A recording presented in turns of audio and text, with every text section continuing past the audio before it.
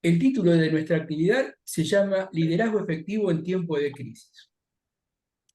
Cuando hablamos con Leonardo en la definición del tema y él me comentaba esto, yo le pregunté, Leonardo, ¿crisis en la Argentina?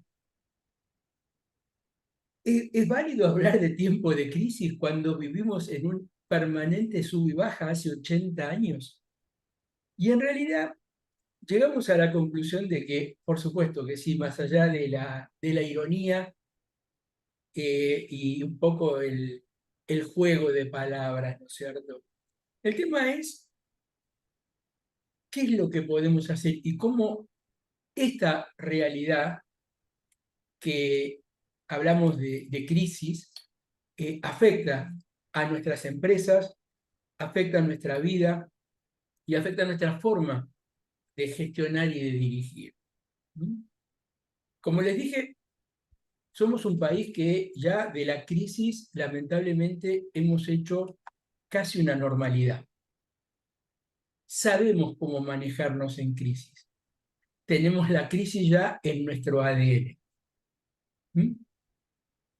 Pero la realidad también es que cada crisis va generando como nuevas cepas. ¿Mm? Así como hablábamos del COVID y después hablamos del COVID con la versión Omicron y después hablamos con la nueva. Evidentemente las crisis nos van afectando cada vez más y son como las capas de una cebolla, se van incorporando motivos. Hoy en día, si yo les pregunto a cualquiera de ustedes, cuando hablamos de crisis, ¿a qué nos referimos? Y yo creo que hay algunas palabras que nos van a surgir de una forma total y absolutamente natural y espontánea. Hablamos de devaluación, hablamos de incertidumbre, hablamos de empresas de triple impacto, porque no toda crisis es negativa, ¿no? O sea, las crisis son oportunidades. Entonces, la aparición o la existencia o la puesta en valor de un concepto como empresas de triple impacto, si la nuestra no lo es, también genera una potencial posibilidad de riesgo y de crisis. Desempleo, hiperinflación, liberalización, deudas con proveedores en el exterior, caída del consumo interno, inteligencia artificial, también puede verse como parte de un tiempo de crisis como sinónimo de cambio, porque pone en jaque lo que nosotros siempre supimos hacer de una determinada manera, la apertura de las importaciones, la dolarización, el déficit fiscal, la transformación digital y la gestión del talento. Esto por mencionar simplemente algunas palabras que vinieron a mi mente cuando yo trato de pensar qué es una crisis o cuáles son las aristas de una crisis hoy en día en nuestro país, ¿no es cierto? Pero la realidad es que lo primero que tenemos que tener en cuenta es cuál es la verdadera naturaleza de la crisis. Nosotros solemos asociar a la crisis con un periodo donde todos se hunden, casi como una hecatombe, ¿no es cierto? Se cae y se rompe absolutamente el orden normal. Hay otra manera de ver las crisis y tiene que ver con el periodo en el cual cambian mucho las posiciones relativas. Hay sectores que suben, que crecen, hay sectores que se ven afectados, pero también hay empresas dentro de cada uno de los sectores que saben cómo surfear situaciones críticas. Y esas empresas tienen ciertas características, tienen una cultura que hace que entiendan la crisis como una oportunidad de cambio importante y sean las primeras en capitalizar la oportunidad que trae la crisis aparejada. Entonces, creo que la invitación es a tomar, por supuesto, esta última visión. O sea, vivamos las crisis como situaciones en las cuales sí se van a generar situaciones de variaciones, sí nos van a afectar, pero si somos inteligentes a la hora de analizar y posicionarnos, podemos mínimamente disminuir el impacto de la crisis sobre nuestra empresa o minimizarlo de una manera importante. ¿Mm? Creo que hay algunas cuestiones que tienen que ver con la manera en que nos paramos frente a la crisis, que es lo primero que tenemos que tener en claro. Robert Kiyosaki, el autor de Padre Rico, Padre Pobre, que muchos habrán leído, tenía una frase que para mí es importante. Él decía, o dice, tienes que ser inteligente y los días fáciles se acabaron. E insisto, los días fáciles en la Argentina yo creo que se acabaron hace rato, ¿no? Porque siempre somos muy creativos y disruptores para generar situaciones de incertidumbre. ¿Mm? Los días fáciles como sinónimos de estabilidad, como sinónimos de previsibilidad, como sinónimo de falta de disrupción. ¿Mm? Esos días se acabaron hace rato y tenemos que comenzar por aceptarlo. Tenemos que empezar por entender que esta es la nueva realidad, no solamente en la Argentina, sino también en el mundo. ¿Mm? La pregunta es cómo tener éxito en un contexto así. Cómo tener éxito en un contexto donde, merced a la globalización, cualquier acción que ocurra en la región más remota del mundo tiene un impacto directo sobre nosotros y sobre el cual, por supuesto, no tenemos mucho poder de maniobra o de influir, ¿no es cierto? Sí podemos ver cómo nos enfrentamos a esas situaciones y a partir de ahí qué decisiones vamos a tomar. Pero básicamente, para tener éxito en un contexto así, lo primero que tenemos que hacer es comprender, como decía Gary Hamel, que vivimos y viviremos aún más en un mundo donde es improbable que el futuro refleje el pasado. Las reglas de juego cambian cada día.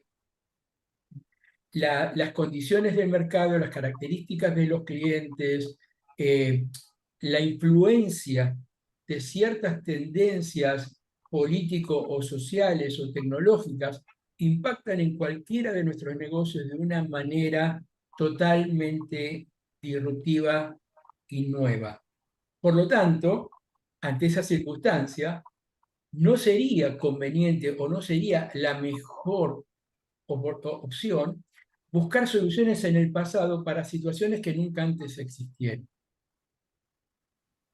Y normalmente tendemos a buscar en la mochila que tenemos qué cosas usamos en situaciones parecidas. Pero situaciones parecidas no son situaciones iguales.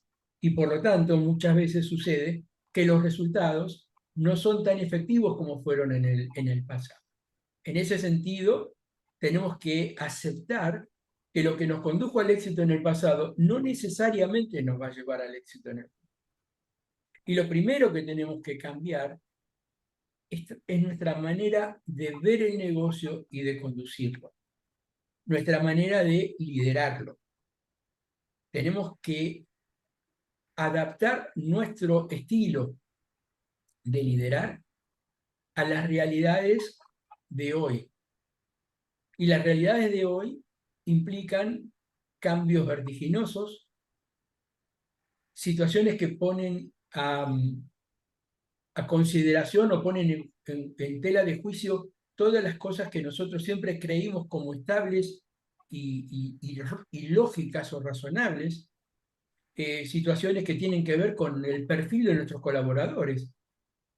Los jóvenes de hoy piensan distinto, no piensan ni mejor ni peor, piensan distinto, piensan con otra escala de valores, ven la vida de otra manera, priorizan otras cosas.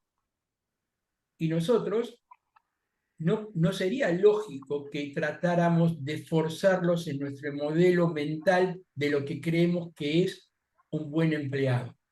Tenemos que ver cómo encontramos ese punto de equilibrio para aprovechar la potencialidad y la riqueza de visiones que nos aporta la diversidad.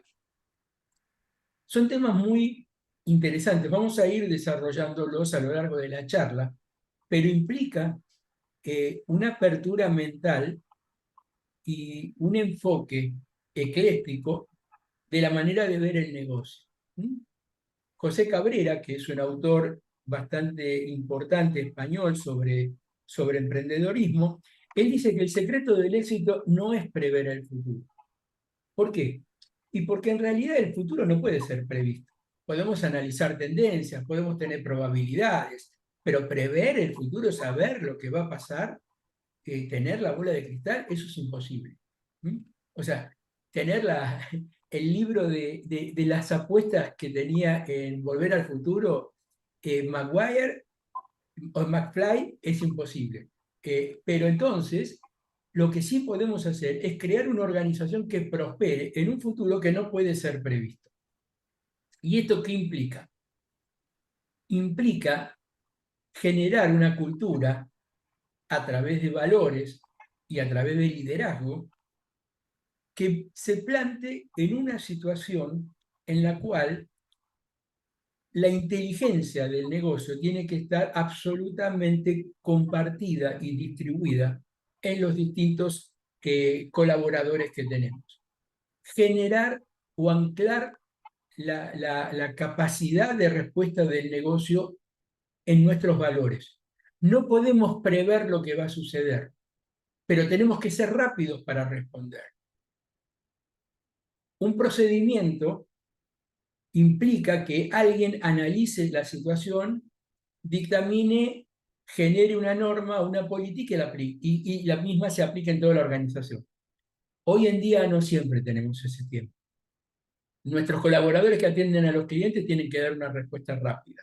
La gente que negocia con los proveedores también. Hay que tomar decisiones. Y la empresa que tenía una persona que podía tomar decisiones sobre todos los temas, hoy en día ya prácticamente no existe. Hoy la riqueza y la competitividad de las empresas radica en generar redes de trabajo, equipos de trabajo, donde las decisiones se puedan tomar en los distintos niveles. Por supuesto que acorde a los niveles de responsabilidad y de acuerdo a cómo se pauta la discrecionalidad de cada una de las posiciones.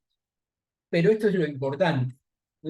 Por lo tanto, la clave para enfrentar este tipo de entornos tan inciertos y tan críticos tiene que ver con generar modelos resilientes, modelos organizacionales basados en una cultura de resiliencia, es decir, de capacidad de sobreponerse a los problemas, de analizar las situaciones, de replantearse y de salir adelante, de no abatirse, de no frustrarse y de buscar caminos aun cuando creemos que no existen. Estas empresas, para poderle darle vida a esos modelos, requieren de una cultura fuerte y sólida. Una cultura fuerte y sólida implica valores claros, valores compartidos y, por supuesto, mucha coherencia entre lo que decimos y lo que hacemos. Un sentido de pertenencia fuerte, generar proyectos empresarios donde cada uno de los colaboradores sientan que realmente vale la pena participar, que compartan los sueños del dueño, de la dirección, de las gerencias, y que los hagan propios. Pero claro, eso no ocurre mágicamente. No es que la gente dice, bueno, yo quiero, y levanta la mano, sumarme a esa cultura. Somos nosotros quienes conducimos los que tenemos la obligación y la responsabilidad de abrir las puertas, de compartir, de explicar, de evangelizar en algunos casos esos valores, esa visión compartida y dar espacio para que los demás también puedan sumarse y se sientan parte, ¿no es cierto? porque si logramos eso, esto se va a reflejar en compromiso por parte de nuestros colaboradores, el famoso tema de ponerse la camiseta. Yo siempre escucho empresarios que muchas veces se quejan de que la gente no se pone la camiseta, la gente no se pone la camiseta. Y una vez un empresario, a quien yo admiro mucho, que se llama Walter Barbieri, de Barbieri Construcciones, me dijo, ¿sabes qué es necesario para que la gente se ponga la camiseta, Juan Carlos? Le digo, sí, Walter, ¿qué? Dice, antes que la gente se ponga la camiseta de la empresa se tiene que poner en los zapatos de la gente. Tiene que entender las necesidades, tiene que entender las motivaciones y tiene que acompañarlos en el crecimiento, en la interacción, en la integración dentro del proyecto. Tiene que abrirle la puerta y tenderle la mano para que entre. Nosotros muchas veces queremos que la gente se ponga la camiseta y cuando tenemos reuniones cerramos la puerta, porque vamos a hablar de cosas importantes. La gente es lo que hace que lo importante sea realidad. Por lo tanto, el líder tiene como finalidad compartir esas cuestiones. Por supuesto que no es solamente una cuestión actitudinal, eso tiene que ir acompañado de procesos ágiles, procesos rápidos, simples, sencillos. Los procesos sencillos son menos costosos, son más eficientes y fundamentalmente hoy, en un mundo donde la velocidad es un atributo valorado muchísimo por los clientes, los procesos ágiles son más rápidos, satisfacen mejor al cliente.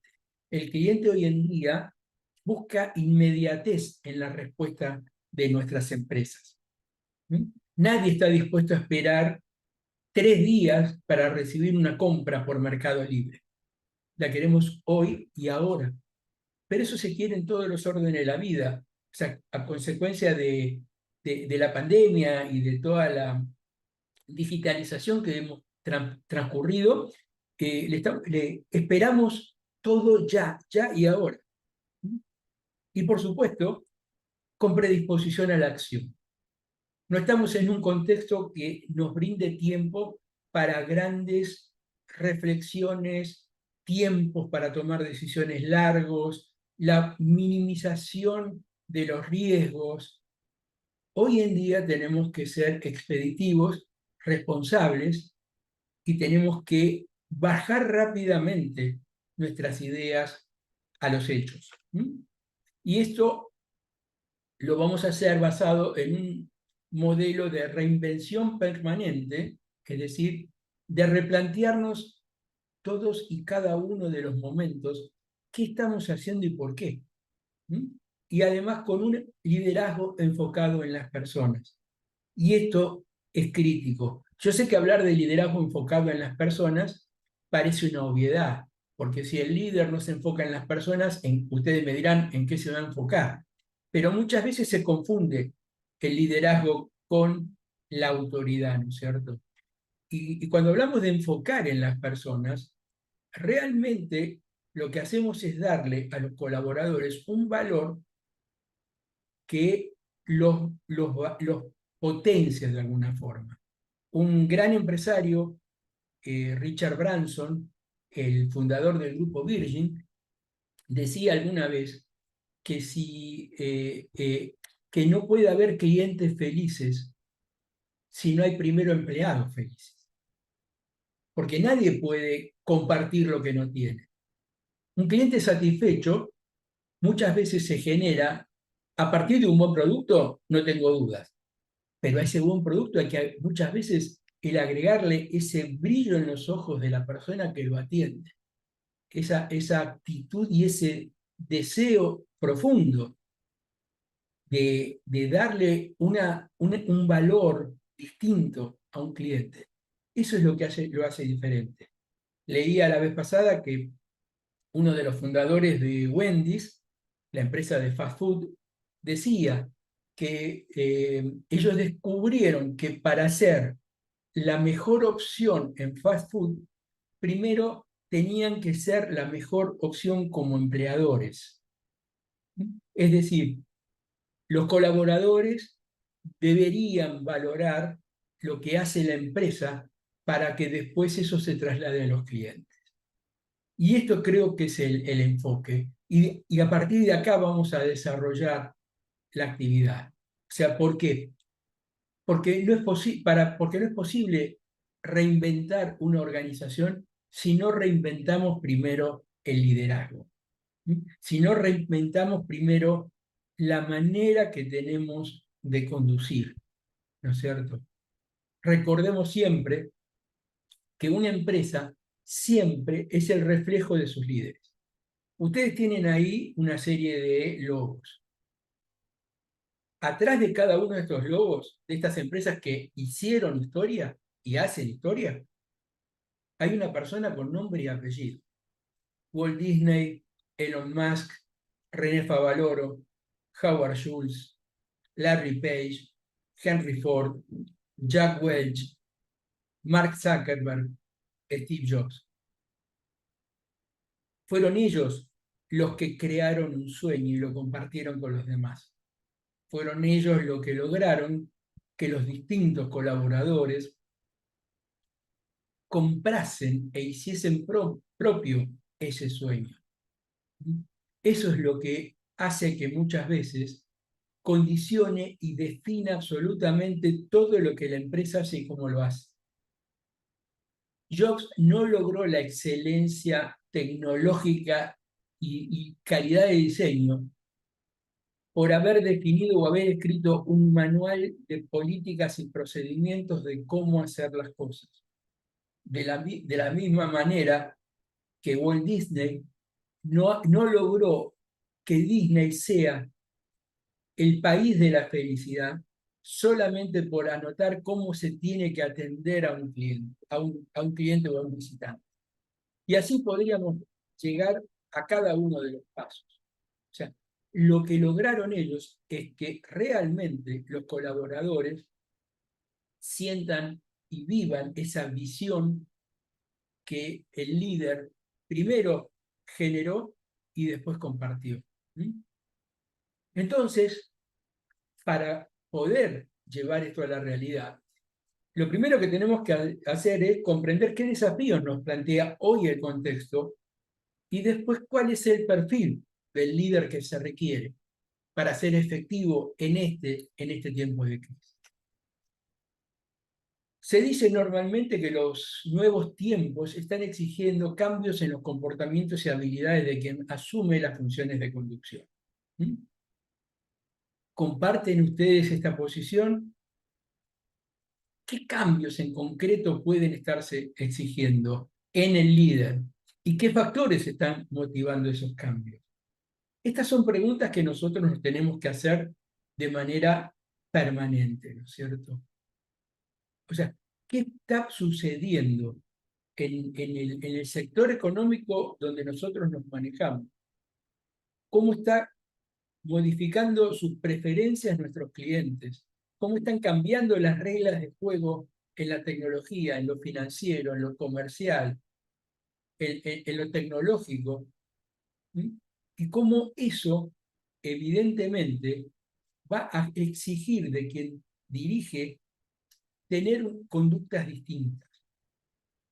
Porque solamente entendiendo esos cambios e integrándolos a la realidad nuestra de cada día, estamos en condiciones de generar un proyecto nuevo. Y para eso yo le propongo este juego, ¿no? Pensar, primero, ¿qué se esperaba de un líder del siglo XX? Y cuando yo me pongo a pensar qué se esperaba de un líder del siglo XX, hay algunas cuestiones que me quedaban claras. Primero, que impusiera respeto y autoridad. Segundo, que tuviera todas las respuestas. Tercero, que tomara todas las decisiones. Cuarto, que supiera hacer las cosas. Que diera órdenes. Que generara seguridad en el equipo. Que fuera el líder que todo lo podía. que controlara e hiciera cumplir las normas y los procedimientos. Y por supuesto, que hiciera que las cosas sucedan. Creo que para los que peinamos canas, tener esta visión de liderazgo encaja o representa mucho el perfil del número uno o del gerente que teníamos durante el siglo XX. Era el perfil que se requería en ese momento histórico. Por supuesto, no era que ni que estaba bien ni que estaba mal. En ese momento, y dadas las condiciones del contexto, se requería este perfil de liderazgo. Este era el modelo efectivo de liderazgo. Pero ¿qué pasa hoy? ¿Qué pasa hoy? ¿Mm? ¿Qué se espera de un líder en el siglo XXI? ¿Se esperan las mismas capacidades y actitudes? Y yo creo que no, para nada. Si yo tengo que enunciarlas, yo pensaría, por ejemplo, que marque la dirección y que comparta la visión de futuro con el resto del equipo, que democratice la toma de decisiones, que desarrolle y promocione a su gente, que conduzca el cambio, que se comunique efectivamente, no que dé órdenes, que sepa escuchar, que genere un clima de alto desempeño, que desafíe las capacidades de las personas, no que exige y controle, sino que logre que por convicción exista el alto desempeño como un valor y como una meta, que desarrolle sentido de pertenencia y compromiso por parte del equipo, que difunda los valores y, por supuesto, que haga que las cosas sucedan. Este tipo de líder es el que responde a las condiciones del contexto de hoy. Condiciones del contexto que si nosotros tenemos que, de alguna forma, sintetizarlas, hablo de complejidad, hablo de alto nivel de exigencia y también hablo de recursos limitados. Creo que para cada uno de ustedes, estos 3 puntos, considero que están fuera de discusión.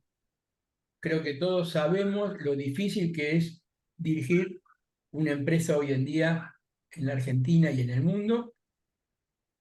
Sabemos que nuestros clientes cada vez exigen más y buscan mejorar la ecuación de costo-beneficio, es decir, buscan un precio más acomodado. Y por supuesto, nos manejamos en un mundo de recursos limitados. Esta realidad requiere de parte de nuestras organizaciones, de nuestros negocios, algunos ejes de trabajo claros. ¿Cuáles son? Objetivos claros. Tenemos que tener bien definidos qué es lo que queremos. No hablo de definiciones grandilocuentes, de esas que ser líderes, no. Objetivos claros, aunque sean operativos, aunque sean de mediano y corto plazo, pero claros. Que no haya posibilidad de mala interpretación, que sean compartidos, que sean comunicados, que sean comprendidos. Colaboradores altamente comprometidos. Tenemos que lograr que cada uno de los colaboradores sea un hombre de negocios. Tenemos que lograr que entiendan el negocio, que sepan no solamente qué trabajo hacen, sino por qué. Y eso les va a permitir tomar mejores decisiones. Además, esto tiene que darse dentro de un ambiente de valores compartidos. Los valores es lo que nos identifica. Los valores es lo que nos une a todos los integrantes del negocio. Cuando nosotros decimos que nosotros somos honestos, nosotros nos comprometemos con el cliente, cuando nosotros sentimos cercanía con el cliente, eso es válido para todos, no es un tema comercial.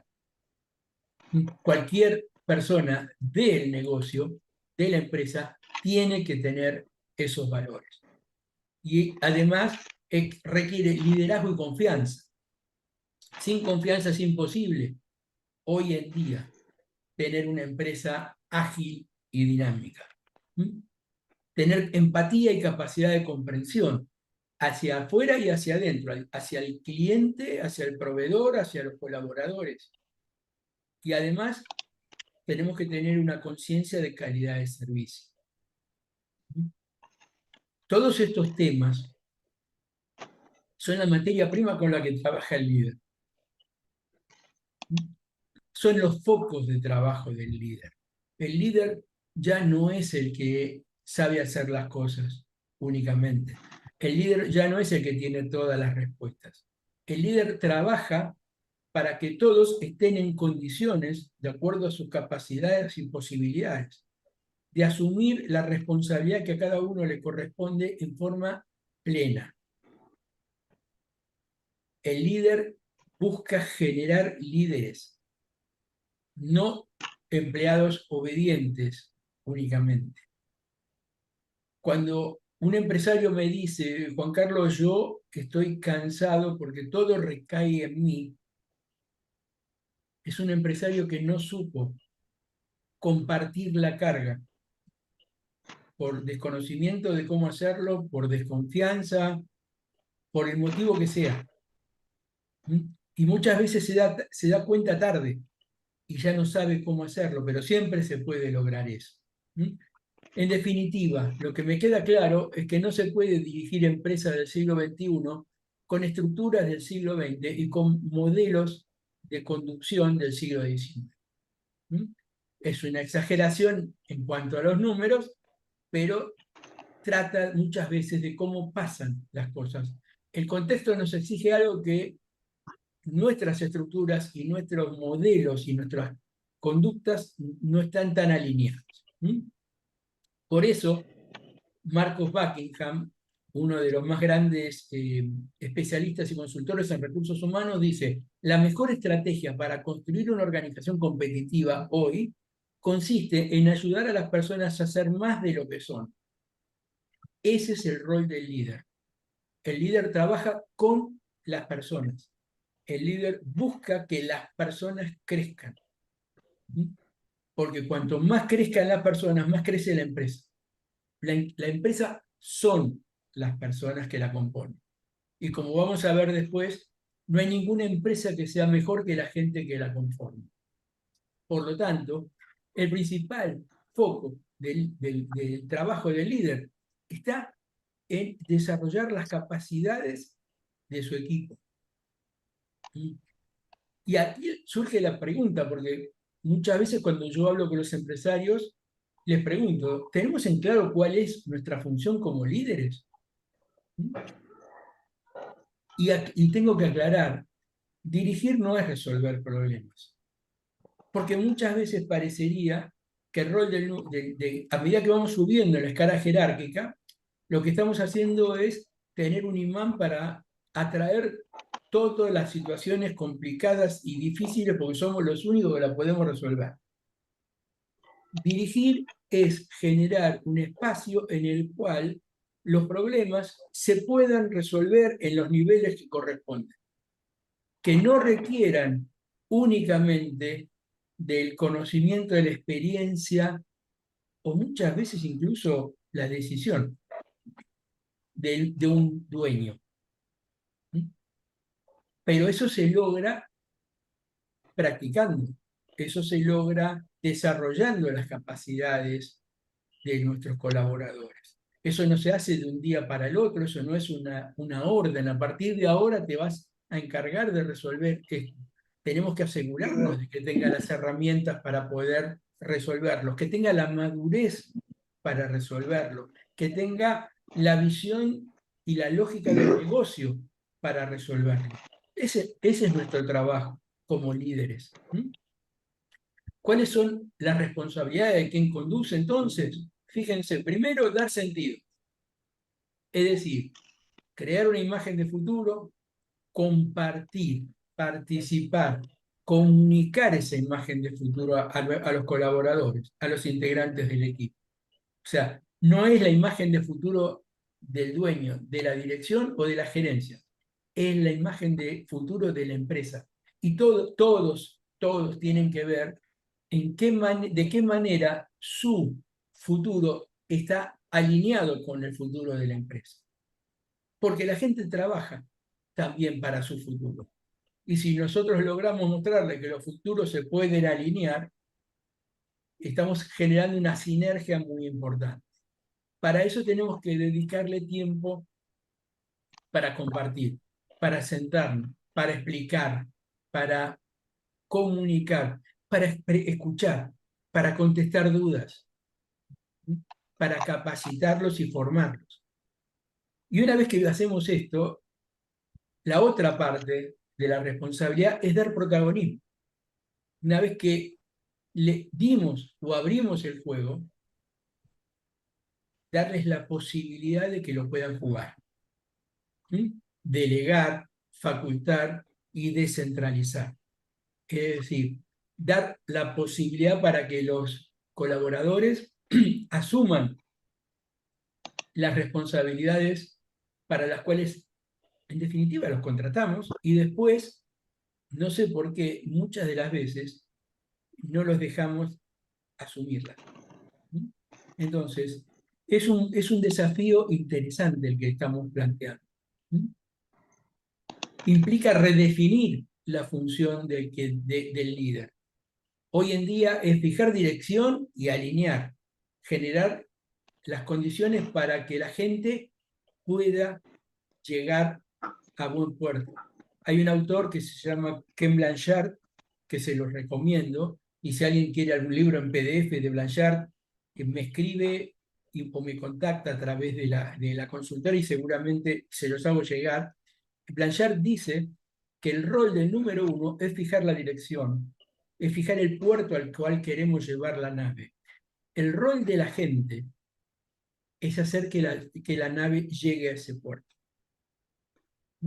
Entonces, alineamos la organización y damos la posibilidad de que el trabajo se haga. De esa manera, estamos dándole un enfoque estratégico a la función, que es el enfoque opuesto al que veníamos aplicando, que es resolver los problemas del día a día a medida que se presentan. El líder no tiene, o el número uno, no tiene que sufrir la avalancha de problemas todos los días. No tiene que llevarse los problemas a casa. No tiene que vivir con esa opresión muchas veces en el pecho y con esa sensación de angustia. No somos Hércules para llevar el mundo sobre la espalda. Tenemos que aprender a compartir. A veces nos cuesta, pero si nosotros compartimos, seguramente el camino va a ser mucho más fácil. Que podemos dudar al principio, no tengo ninguna duda. Si la gente está capacitada, si tiene los elementos, si está formada, si tiene los criterios. Hay una sola cosa que tengo en claro. Si no empezamos a darle la posibilidad de demostrar si los tiene o no, vamos a vivir siempre creyendo que no los tiene. Démosle ese voto de confianza y generemos las condiciones para apostar sobre esa capacidad.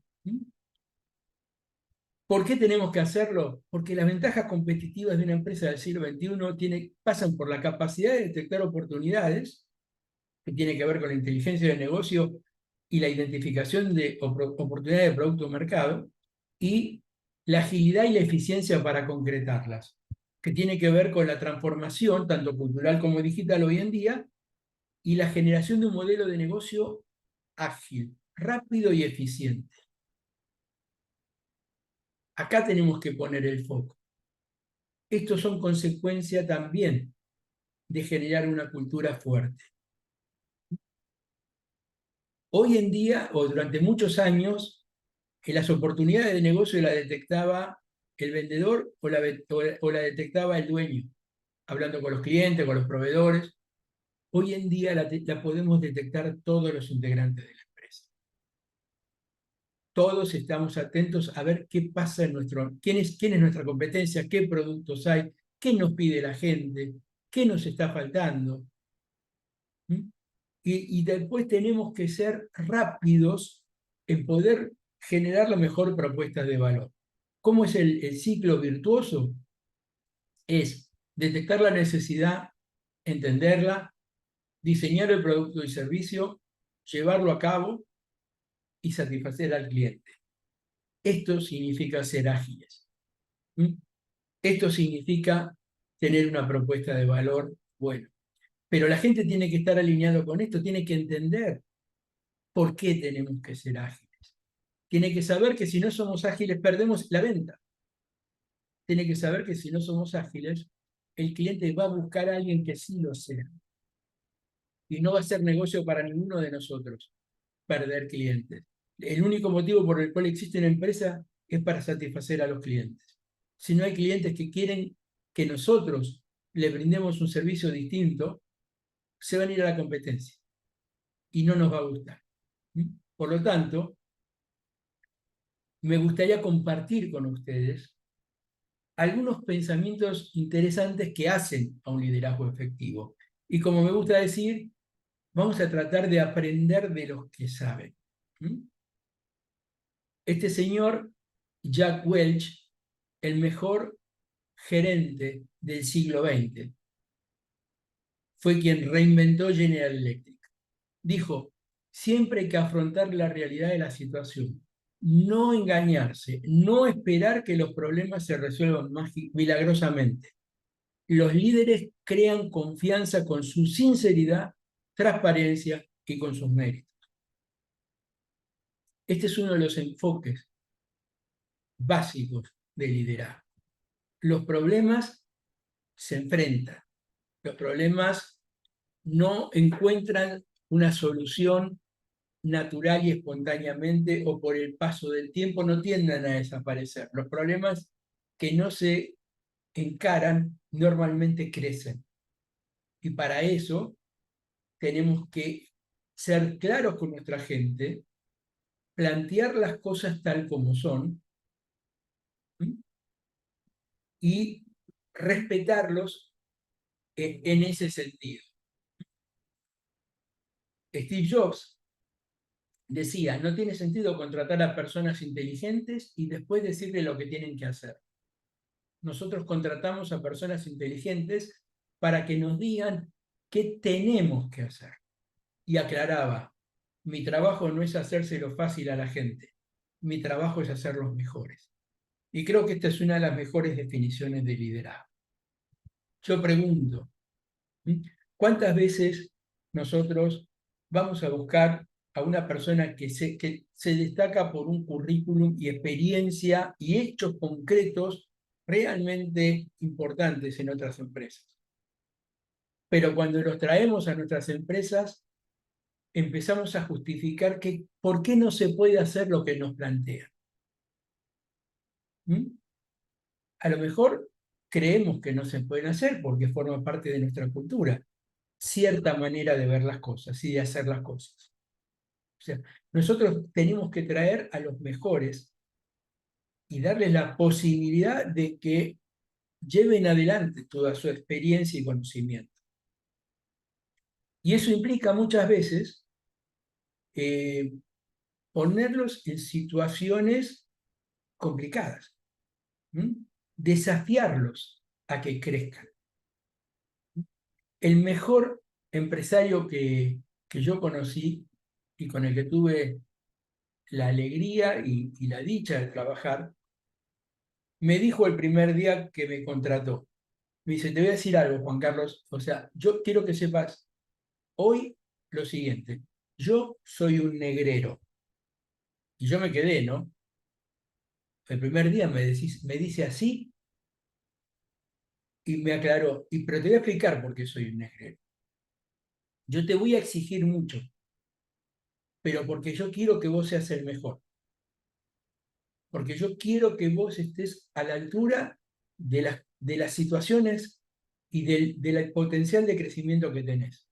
Por lo tanto, no te voy a resolver los problemas. Los vas a tener que resolver vos. Yo te voy a ayudar, yo te voy a acompañar, yo te voy a estimular, No te voy a dejar caer, pero no te la voy a dar servida. Y ese es el rol del líder. Por eso digo que el líder busca siempre generar líderes. Jeff Weiner, uno de los fundadores de LinkedIn, decía, como líderes, muchos de nosotros tenemos una tendencia natural a querer resolver los problemas de otras personas tan pronto como los escuchamos. Sin embargo, necesitamos ser sensibles al hecho de que algunos miembros del equipo no necesitan ni quieren una resolución inmediata. ¿Cuántas veces nos pasa que viene alguien y nos comenta de alguna dificultad que está teniendo para analizar o para resolver una situación?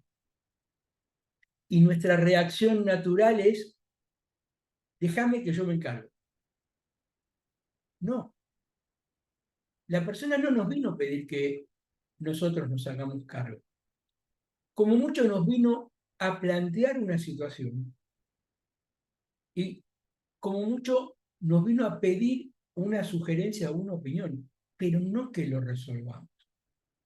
Nosotros creemos que nuestro rol de líderes es nuestra responsabilidad resolverle los problemas a la gente. Y no es así. Si hacemos eso, lo que estamos generando es dependencia. Y si generamos dependencia, vamos a vivir detrás de una jaula con barrotes de oro toda nuestra vida. Vamos a ser los dueños, vamos a ser los gerentes, vamos a ser los directores, pero vamos a trabajar para nuestra gente. No vamos a trabajar para el negocio ni para nosotros. Por lo tanto, tenemos que escuchar, entender qué es lo que quiere la persona o lo que necesita, orientarlo y meterle mano al tema, sí y solo si vemos que realmente llegó a un punto donde solo no puede continuar. John Maxwell, uno de los más importantes especialistas en liderazgo, decía, los que nunca tienen tiempo para preparar gente se ven obligados a tener tiempo después para resolver sus problemas. ¿Se ven reflejados en algo así? ¿Cuántas veces yo escucho a los empresarios que nos dicen, y no tengo gente en quien delegar? No tengo tiempo para delegar en la gente. Tengo que estar pendiente de todo. Tengo que atender a los clientes, a los proveedores, al gerente del banco, al delegado, al contador, al abogado, al agente de calidad, etcétera, etcétera, etcétera. Ahora, no nos damos cuenta que preparar a nuestros equipos es una inversión. Y decir que no tenemos tiempo para preparar a la gente es lo mismo que decir no tengo tiempo para parar a cargar nafta porque estoy apurado y termino quedándome sin nafta en el peor lugar, en el peor momento. Si yo no preparo a la gente, después tengo que resolver los problemas y afrontar las consecuencias de no haber preparado a la gente. Y ahí me va a costar el doble de tiempo. Andy Stanley es un pastor evangélico estadounidense. Él decía algo parecido a lo que decía Maxwell recién. Las personas que nos siguen están exactamente donde las hemos guiado. Nuestros colaboradores, las personas que trabajan con nosotros, están exactamente en el lugar hasta el cual nosotros los dejamos. Por lo tanto, si no hay nadie en quien podamos delegar, es culpa nuestra. No pasa por necesariamente las características de la persona, porque si la persona no tiene las características adecuadas, es responsabilidad nuestra haberla elegido, o no haberla formado, o no haberla acompañado en el proceso de crecimiento. Nosotros tenemos la responsabilidad de llevarlo adelante. Y esto es un ejemplo, una frase que a mí me gusta mucho también plantear, ¿no? Los grandes talentos no permanecen mucho tiempo en malos lugares de trabajo. Cuando se nos va la gente más capacitada, solemos tener dos reacciones. La primera es enojarnos o molestarnos o no entender qué hicimos nosotros para merecer eso. ¿Por qué si nosotros en nuestra concepción le dimos lo mejor que tenemos, la gente se va? O tratar de entender qué oportunidades de mejora tenemos para que el próximo no se vaya. Vuelvo a mencionar a Richard Branson. Richard Branson dice que a él no le gusta hablar de políticas de retención de recursos humanos. Él prefiere hablar de lineamientos para lograr que la gente no se quiera ir. Retener para Branson es ir contra la voluntad de las personas. Yo te retengo porque te pago más, porque te doy un beneficio, porque hago algo para que no te vayas. En realidad, Branson dice, yo tengo que generar un proyecto de negocios en el cual la gente quiera quedarse.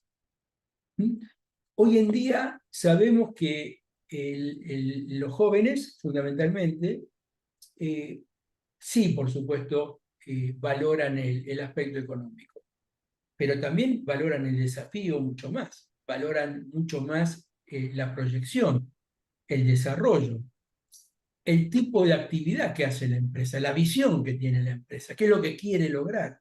Eso retiene, valga el uso de la palabra, eso retiene mucho más que algo económico. Entonces tengámoslo en cuenta, ¿cierto?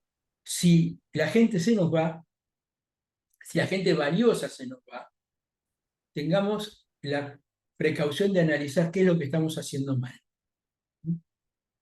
Porque una empresa en la cual los buenos talentos se van, queda con una plantilla, con una nómina de gente que no consigue que no se va porque no consigue trabajo en ningún otro lado. Y una empresa con esas características es difícil que sea exitosa. ¿Mm? Antonio Puig Castelló es un empresario perfumista español. Fíjense cómo él define el liderazgo y la delegación. Él dice, enseñar a hacer, hacer, dejar hacer. En pocas palabras, una enseñanza fantástica. Formar, acompañar y mirar cómo hacen y dar un paso al costado y dejar hacer. Esta es la función del líder. Stephanie Mead, otra especialista o consultora en recursos humanos y liderazgo, decía, los líderes estratégicos no deben perderse en la parte operativa y táctica de su trabajo. Tienen el deber de encontrar tiempo para dar forma al futuro. No tienen que hacer micromanagement. Tienen que generar primero las condiciones y la estructura, las capacidades de las personas para que se puedan hacer cargo. Y después tienen que orientarse al futuro para generar una visión que valga la pena para los demás. ¿Sí? Y tienen que tener el tiempo. Ese es el trabajo que tenemos que hacer. ¿Sí? Trabajar no es solamente meterle mano a las cosas. Y ustedes saben, trabajar es meterle cabeza a las cosas a nivel de empresarios. ¿Sí?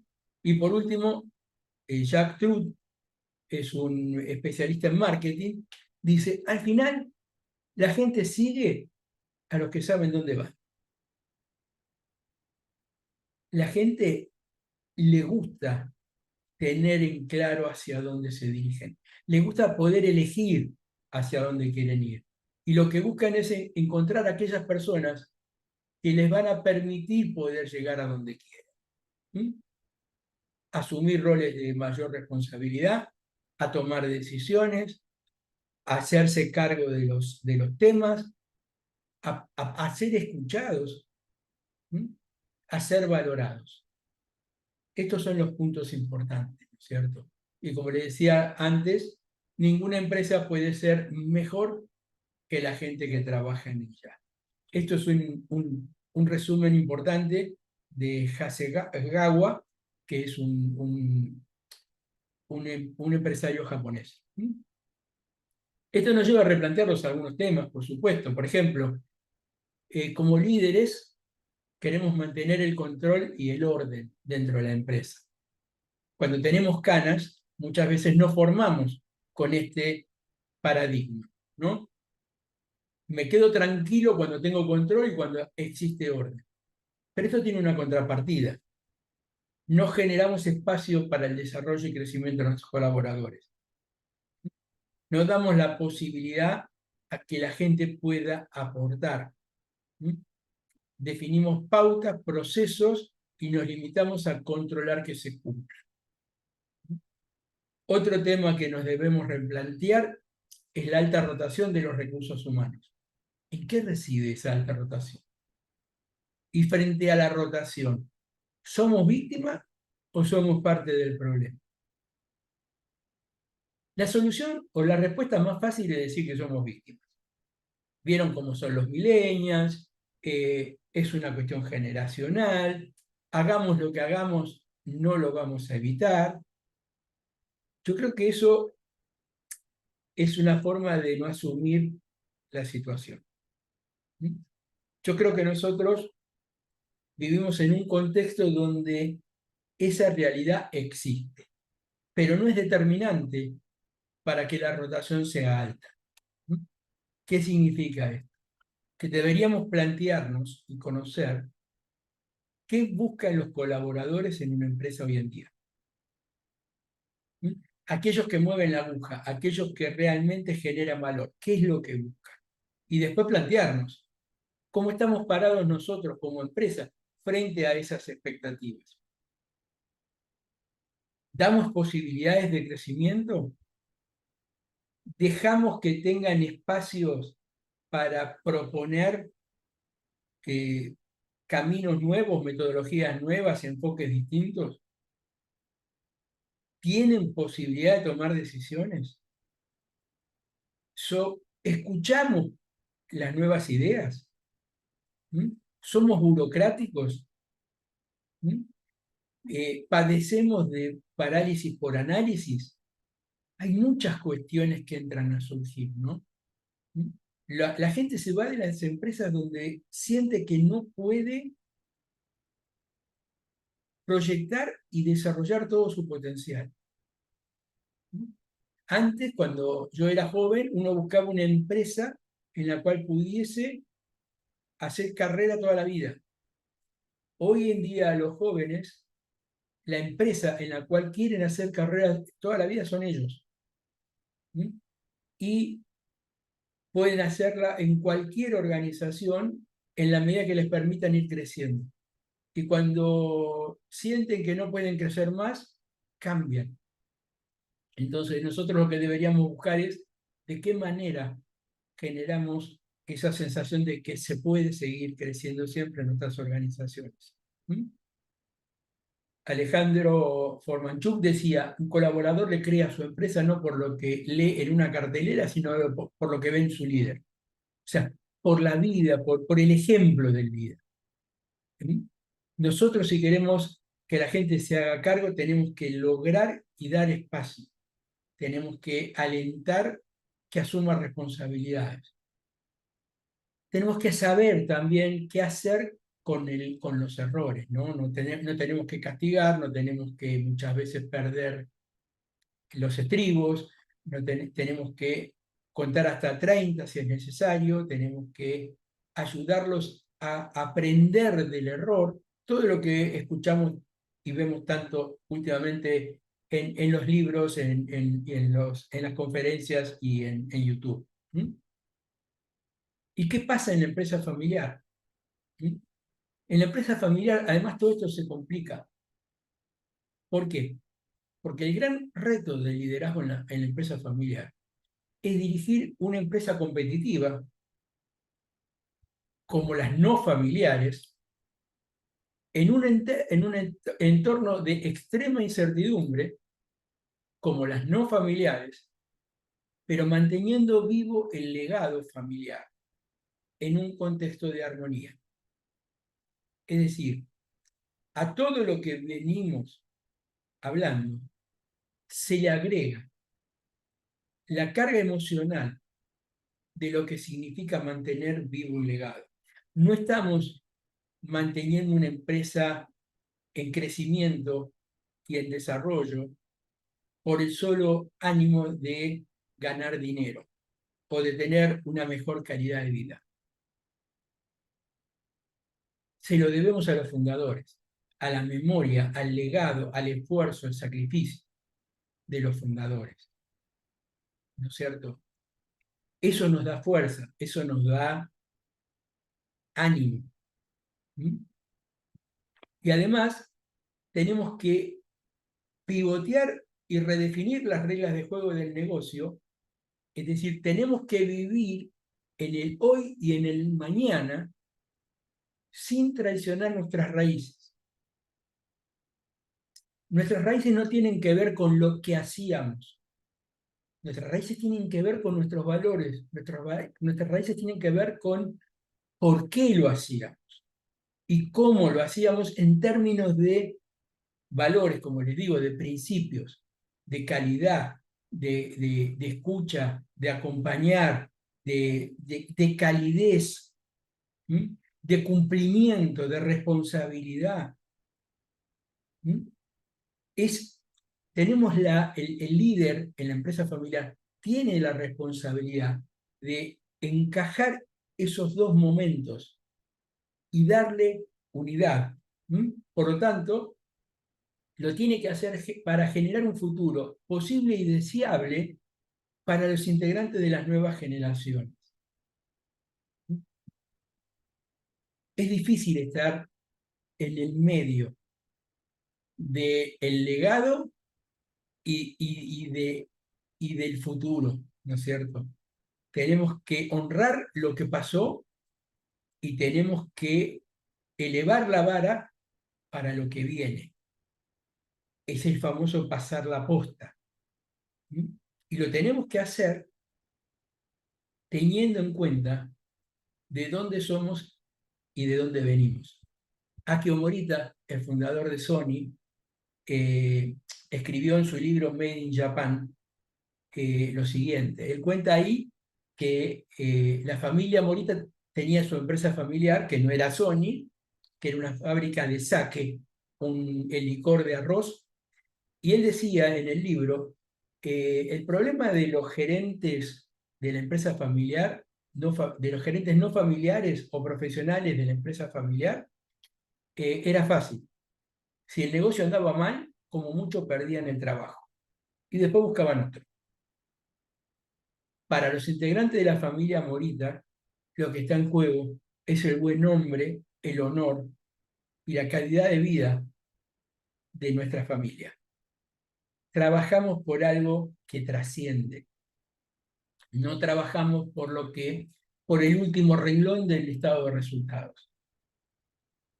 Muchas veces trabajamos para que el nombre de nuestra familia, que está en la razón social de la empresa, sea sinónimo de referencia, de liderazgo, de calidad, de responsabilidad.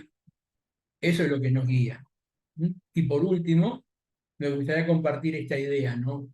El desafío del líder de la empresa familiar. Primero, apoyar. ¿Qué significa esto? Estar cerca del equipo, estar cerca de los integrantes de la familia. Segundo, mantener la cohesión. ¿Qué significa? Comunicar y compartir, integrar, participar, comunicar fundamentalmente. Y tercero, pensar en hoy y en mañana, es decir, entre todos, en quienes nos antecedieron y en quienes se están formando para tomar la posta y seguir el camino. Como escuchamos alguna vez, aunque creamos que nuestros hijos no nos miran, están permanentemente atentos a lo que hacemos y a cómo lo hacemos.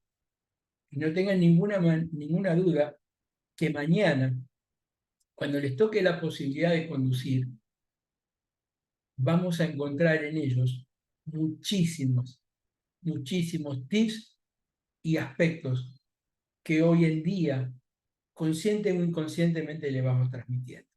¿Mm? Ese es el rol del líder hoy. Conclusión, no podemos estar en todos lados.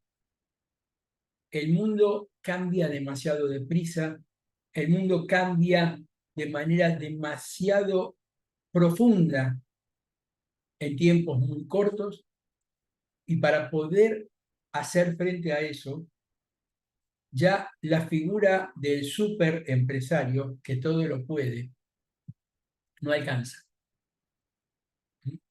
Y no es cuestión de reemplazarlo por inteligencia artificial, ¿eh? No, no, no. Es reemplazarla por equipos. Es generar ese compromiso distribuido en todos los órdenes de la empresa. ¿Mm? Como decía John Lennon, puede parecer que soy un soñador, pero no soy el único. Muchas gracias. Muchas gracias a vos, Juan Carlos. Me pongo a disposición de ustedes por si tienen alguna pregunta o si quieren compartir, opinar, lo que quieran. Sí, Alicia. Sí, bueno, muchísimas gracias por tu exposición, realmente muy clara, muy actualizada. Quería preguntarte algo que tiene que ver con el liderazgo, pero quizás con qué parte del liderazgo. ¿Quién asume?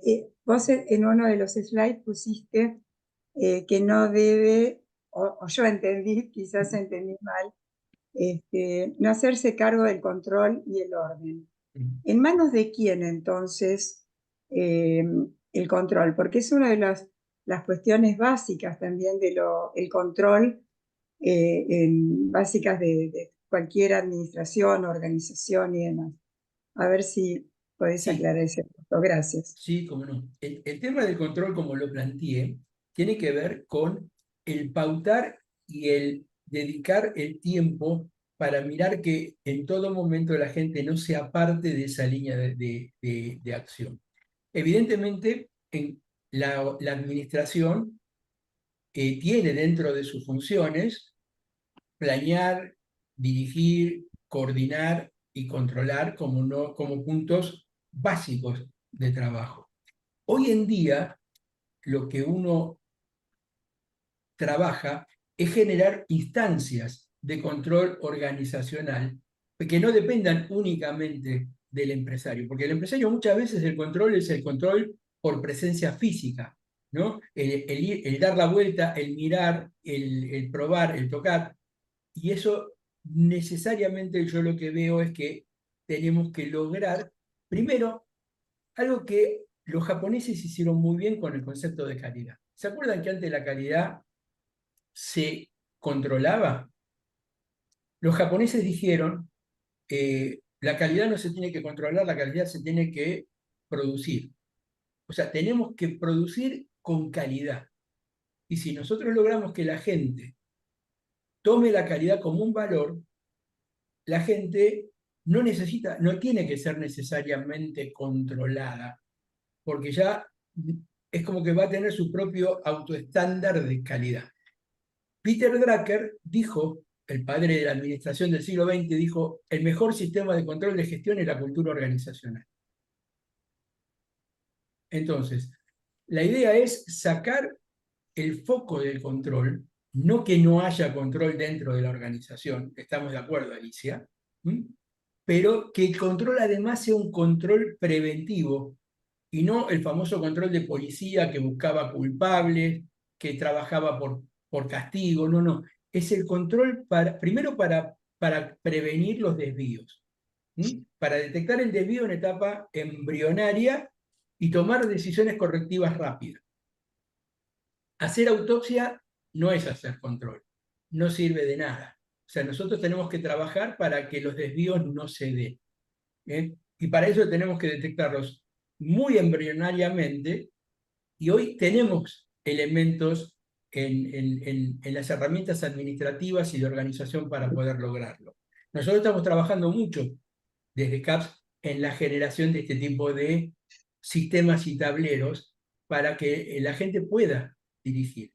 O sea, yo siempre le digo a los empresarios que peinan canas, yo me acuerdo que, no sé por qué, pero todas las empresas medianas, las pymes, tenían el taller y arriba tenían la oficina.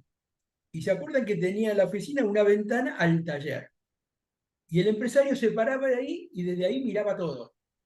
¿Mm? Hoy la ventana es una PC. Hoy la ventana son indicadores. ¿Mm? Es cierto, un indicador no reemplaza la vuelta que daba el empresario por el taller. Y se los voy a decir con un ejemplo muy simple que me pasó hace relativamente poco tiempo. Un cliente tiene desarrollado un excelente sistema de monitoreo de la producción con indicadores operativos por máquinas, etcétera, etcétera, etcétera, y tenía el problema de que el gerente de producción no iba al taller. El dueño decía que él quería que el gerente vaya al taller, porque para él estar en el taller es estar en contacto con la realidad. Y el gerente le decía, no, si acá tengo todo. Y le mostraba los indicadores, los relojitos, los porcentajes, los gráficos. Y en un momento determinado, el empresario lo mira al gerente y le dice, ¿vos tenés todo ahí? Sí, sí, acá tengo todo. Le dice, bueno, era un lavadero, ¿sí? Entonces le dice, ¿me podés decir si las prendas que están sacando en este momento les pusieron perfume o no?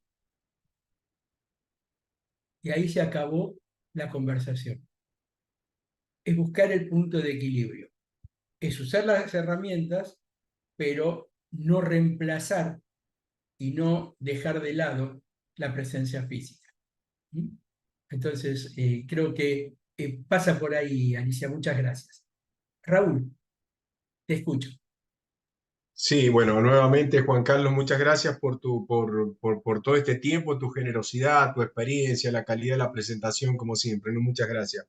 Bueno, dos cosas breves, dos cosas muy breves. Primero, una afirmación desde mi mirada, ¿no? Que avala lo que muy bien has explicado y con mucha generosidad. Tanto hoy yo estoy más inclinado en la industria automotriz, pero empresas como 3M, L'Oreal, etcétera, por nombrar algunas, ¿no? Han venido, han venido mutando de lo que es el customer service, el customer experience. Bueno, y de hará unas tres años a esta parte ya se habla del customer centricity, ¿sí? Y eso primero a mí me hacía mucho ruido, pues esto es un nuevo eslogan y para mí ya no es un eslogan, es o sea, esta palabra customer centricity resume todo lo que vos has dicho concretamente.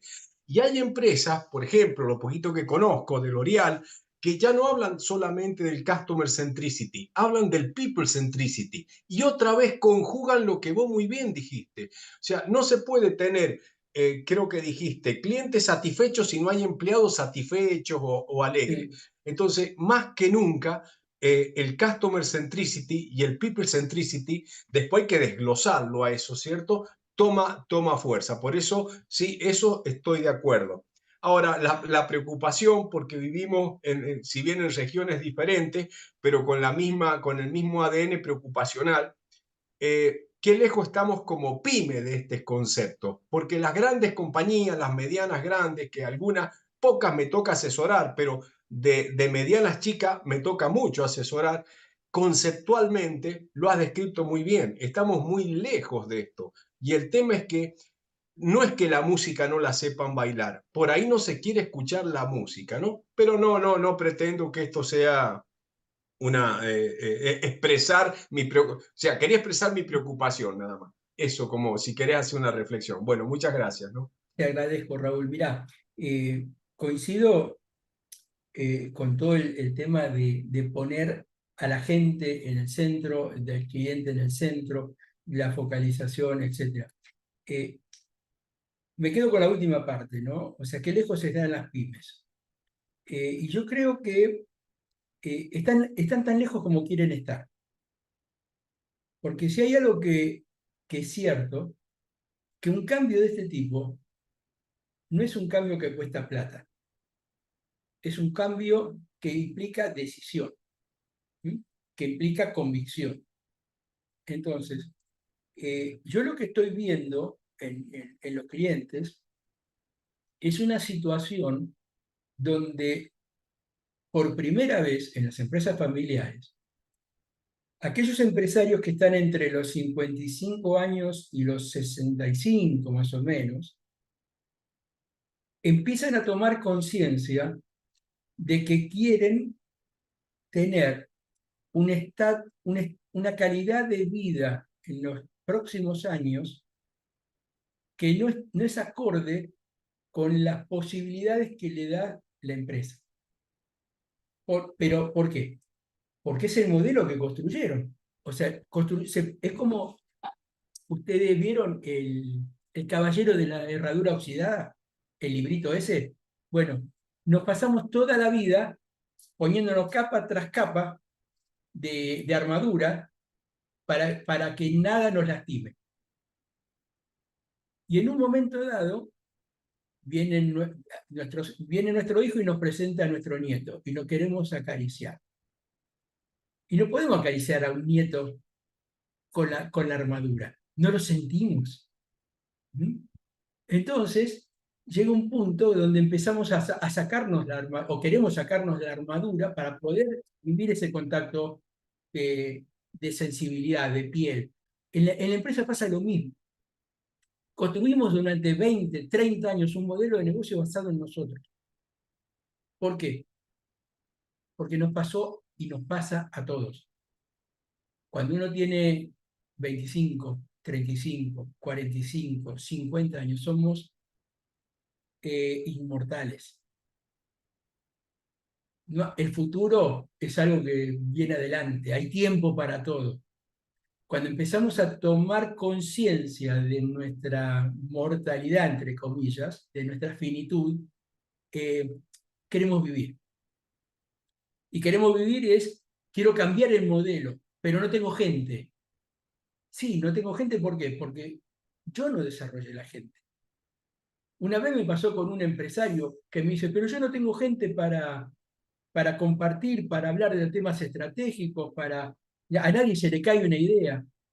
Y yo le dije, fulano de tal, usted se pasó la vida haciendo como mi abuela, que agarraba el lorito y le cortaba las plumas de la sala para que no vuele. ¿Y ahora quiere que salga volando? No es casual eso. En las empresas nos pasa lo mismo. La mejor manera de poder tener una calidad de vida acorde a nuestros deseos es generar organizaciones que no dependan de nosotros. Donde nosotros tengamos un rol importante, por supuesto, pero que no generar dependencia. ¿Y eso qué implica? Implica aceptar muchas veces que algo que no está hecho 100% como me hubiese gustado a mí que se haga, no está mal. Y que esa diferencia es muy barata como costo para que yo pueda tener tiempo para hacer una vida distinta. ¿Mm? O sea, y creo que eso es importante, Raúl. Son decisiones, es cultural el tema. Las pymes tienen posibilidad, yo creo que más que las grandes empresas para generar estos cambios, porque la distancia que hay entre el dueño y los empleados y los colaboradores es cortísima. Vale. Es cortísima.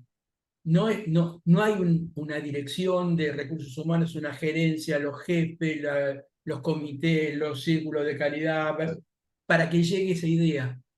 Vale, vale. Nos sentamos a la mañana, muchas veces todavía en nuestros negocios, a tomar mate con los 4 o 5 colaboradores más cercanos, y ahí es donde fluye la magia, ahí es donde hacemos la diferencia.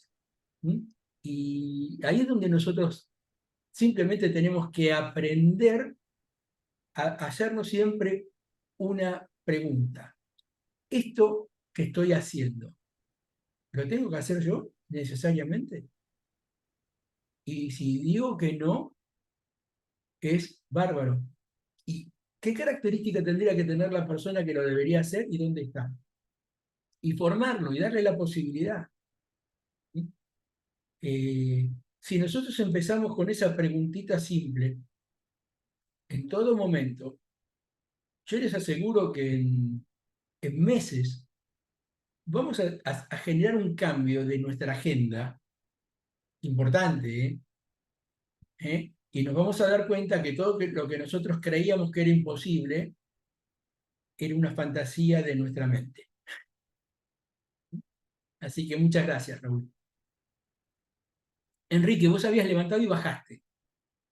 Sí, bueno, primero que nada, muchísimas gracias por la exposición. Me anoté una frase que dijiste, sufrimos o padecemos de parálisis por análisis, y después en la explicación que le diste a Alicia respecto al dueño que va y mira versus el que controla, creo que justamente estamos en una época donde hay un montón de nuevas herramientas, quizás más accesibles para los dueños de empezar a ver a su empresa con números y a partir de ahí tomar decisiones. Ampliemos un poquito más ese padecimiento, por favor. ¿Cómo lo ves? ¿Cómo evitarlo? ¿Cuáles son los límites? Bien. Y una de las cosas que nosotros normalmente vemos mucho en las empresas es que las pymes cuando empiezan a crecer, empiezan a desarrollar los famosos tableros de comando. Y los tableros de comando son una herramienta, por supuesto que absolutamente necesarias e importantes para conducir un negocio. El problema es que muchas veces los tableros de comando se utilizan mal. ¿Qué significa que se utilizan mal, Enrique? Yo estoy cansado de ver gerentes que se sientan con los dueños y con los colaboradores a hablar de indicadores como el alumno que estudia la lección cuando va a dar un examen. Entonces se sienta un gerente financiero con Enrique, que es el dueño de la empresa, y le dice, por ejemplo, estamos teniendo problemas con el banco, tuvimos que este mes gastamos 3 millones de pesos en descubierto o en venta de cheques. Y Enrique, que es el dueño, dice, ¿y por qué? Porque se nos disparó la velocidad de cobranza. Teníamos antes, el mes pasado veníamos en 27 días, ahora estamos en 33. Pero no es en general, Enrique. 33 días es porque en la Patagonia se fue a 45 y en Córdoba tenemos 38. En el promedio general nos dan esos 33. Y parecería que el gerente cree que porque tiene explicación hizo la tarea. La realidad es que el gerente muchas veces no se da cuenta y no sabe, o no es consciente, de que los indicadores son para gestionar, no para explicar. ¿Mm?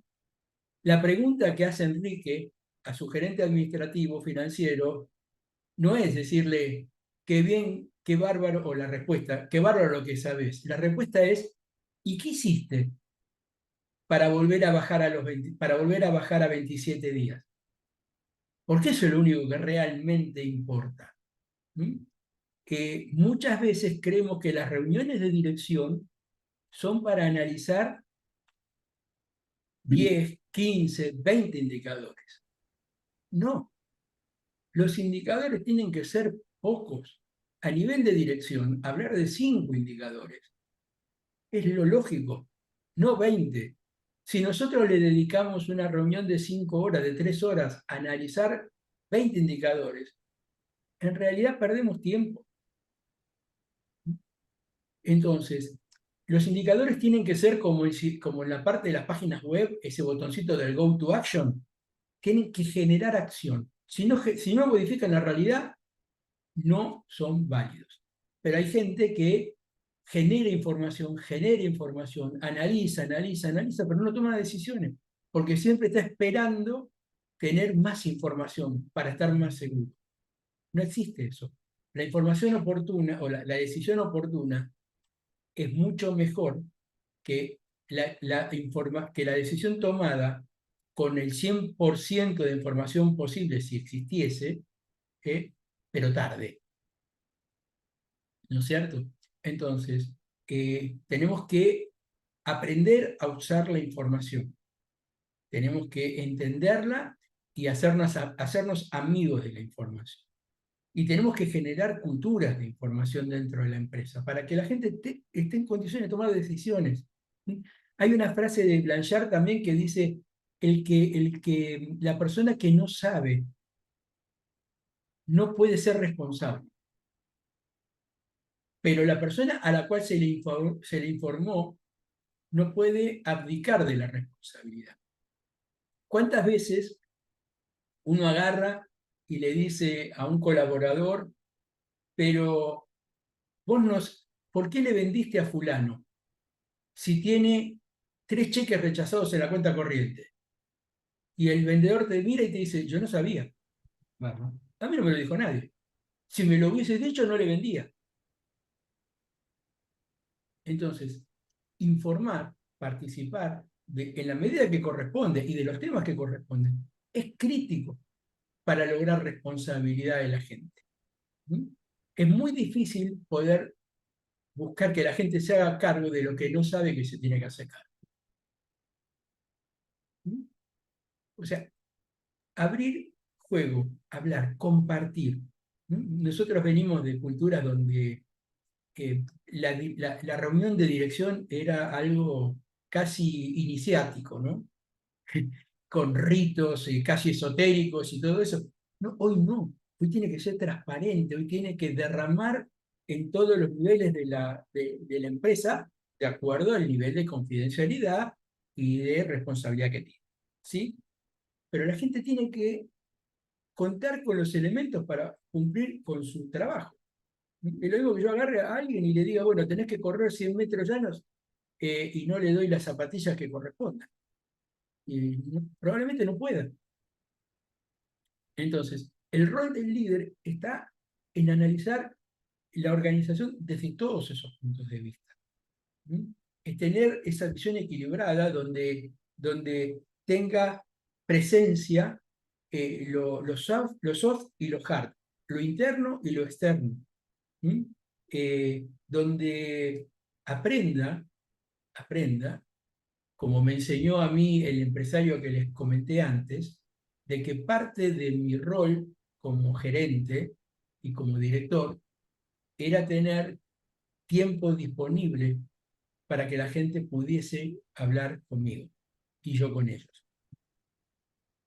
¿Mm? ¿Cuántas veces nosotros echamos a la gente sin darnos cuenta, porque estamos enfrascados frente a la PC, porque estamos peleando contra un Excel, porque estamos analizando facturas? La gente tiene problemas, nos viene a ver, nos viene a avisar que tiene problemas y no puede hablar. Eso sí, los problemas explotan después y nosotros los castigamos porque no nos dijeron nada. El rol del líder es estar a disposición, es un rol de servicio. Es estar atento a eso. Es alentar a que la gente busque las soluciones y si no, ayudarlos a que puedan subir en la capacidad de análisis. O sea, el tema de la información y los tableros de comando es un tema extenso y da para otra charla, ¿no es cierto? Pero realmente vale la pena. Gracias, Enrique. Gracias a ti. ¿Alguna otra pregunta? ¿Alguien más que quiera comentar algo? Muchas gracias. Gracias, Jaime. Muy amable. Bueno, como decían hace unos años, a la 1, a las 2, nos vamos a comer. Así que les deseo muy buena semana, que la pasen muy bien.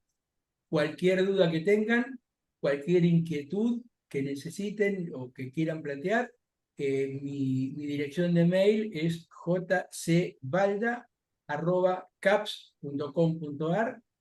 Me pueden preguntar ahí y consultar lo que necesiten.